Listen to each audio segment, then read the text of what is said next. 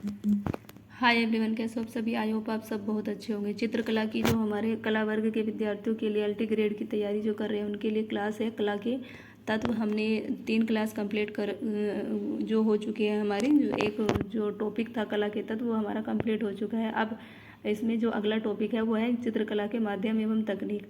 माध्यम क्या होते हैं, जैसे जल, रंग, तेल।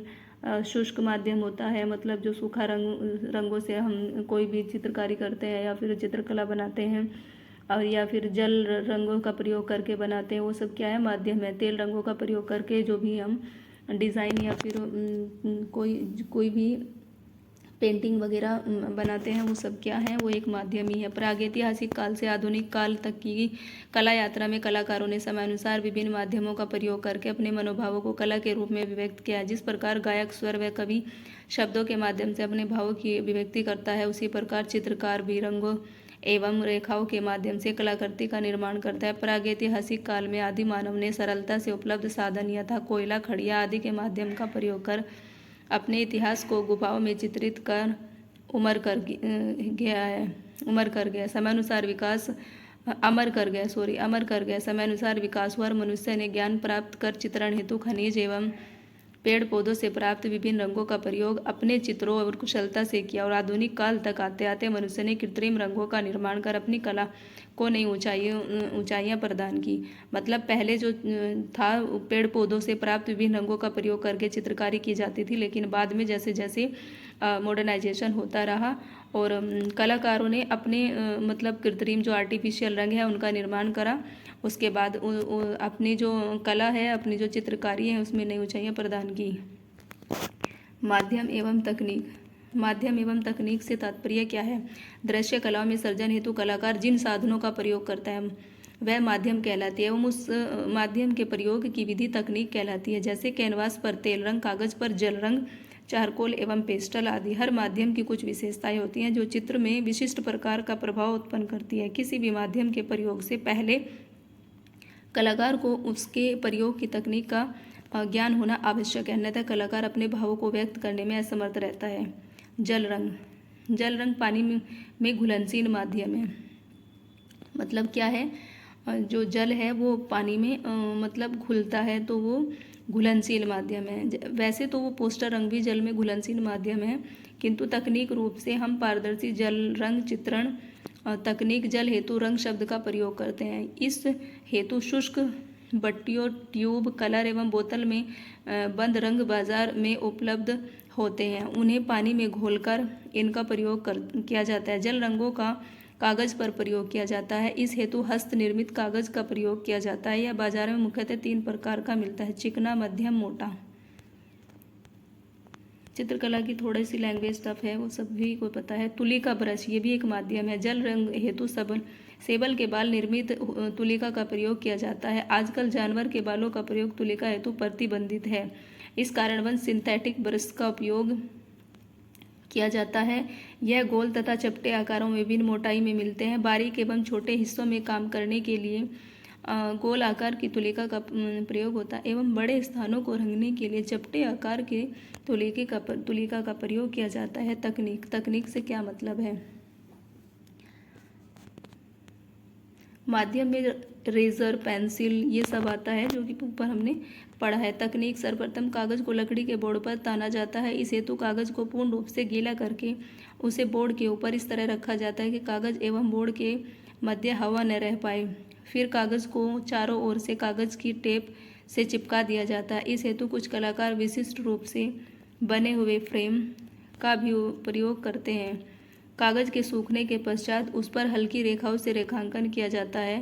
पारदर्शी जल रंगों के प्रयोग हेतु जिस स्थान को रंग करना होता है उस स्थान पर पहले ब्रश के द्वारा पानी लगाया जाता है, फिर रंग को पानी में घोलकर कागज पर लगाया जाता है। तकनीक क्या होती है, जैसे भी मान लीजिए हम माध्यम के साथ तकनीक का जुड़ा होना, मतलब जैसे जल क्या है, माध्यम है, और उसको हमने पानी में मिला दिया और फिर पानी में मैच करके मिक्स करके फिर उसको हमने उससे कलर किया, वो क्या है, हमारी तकनीक है। मतलब कलर को हम ऑयल में मिक्स करते हैं तो वो भी हमारी एक तकनीक है। तो इसमें बताया जा रहा है कि टेक्निक क्या है। फिर रंग को पानी में घोलकर कागज़ पर लगाया जाता है। इस तकनीक में जल का बहुत महत्वपूर्ण स्थान है। कागज़ पर एवं तुलिका में कितना पानी और कितना रंग हो, यही कलाकार की दक्षता को दर्शाता है। पारदर्शी जल चित्रण तकनीक में सफ़ेद रंग के स्थान पर कागज़ के श्वेत वर्ण का ही प्रयोग करते हैं।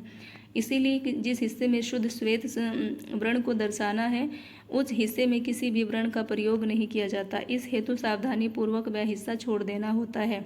जल रंग पद्धति में हल्की तानों का तत्पश्चात गहरी तानों का प्रयोग किया जाता है। इस हेतु रंगों को हल्के से गहरे क्रम से पतले रूप में लगाया जाता है। एक बार गहरे रंग का प्रयोग हो जाने पर उसे हल्का नहीं किया जा सकता। अतः इस हेतु पूर्व में ही निरीक्षण कर यह तय कर लिया जाता है कि कहाँ हल्के रंगों का प्रयोग करना है और कहाँ गहरे रंगों का। तेल रंग प्राचीन एवं स्थायी माध्यमों में से एक है। इसका प्रचलन प्रारंभ से यूरोपीय कला के माध्यम से कला में ज़्यादा हुआ है। मतलब कि जो तेल रंगों का प्रयोग है वो पहले वेस्टर्न में ज़्यादा हुआ है। भारत में इसका उपयोग अंग्रेजी शिक्षा पद्धति के दौरान पाया गया। Leonardo da Vinci, Michael Angelo, रेफल आदि जैसे महान यूरोपीय कलाकारों ने इसी माध्यम का उपयोग कर कला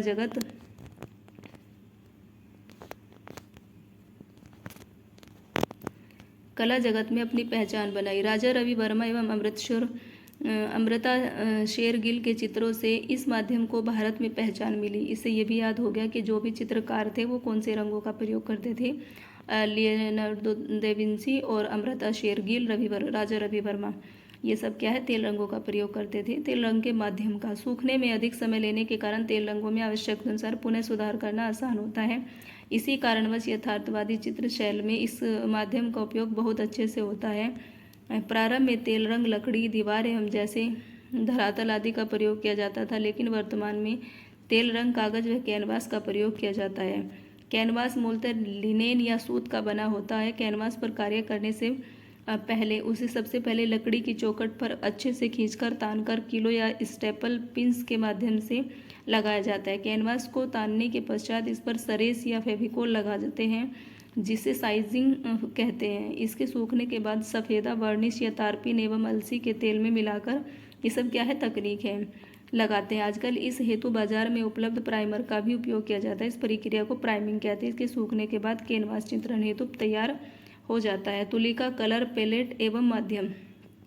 तेल रंग के मिश्रण एवं अंग्रेजी के अक्ष डी के आकार की कलर पैलेट का प्रयोग किया जाता है, जो लकड़ी की बनी होती है। चित्रण हेतु ज़्यादातर चपटे ब्रश का प्रयोग किया जाता है, जैसे कि स्वर के बालों से बने होते हैं, किंतु आजकल कृत्रिम बालों, सिंथेटिक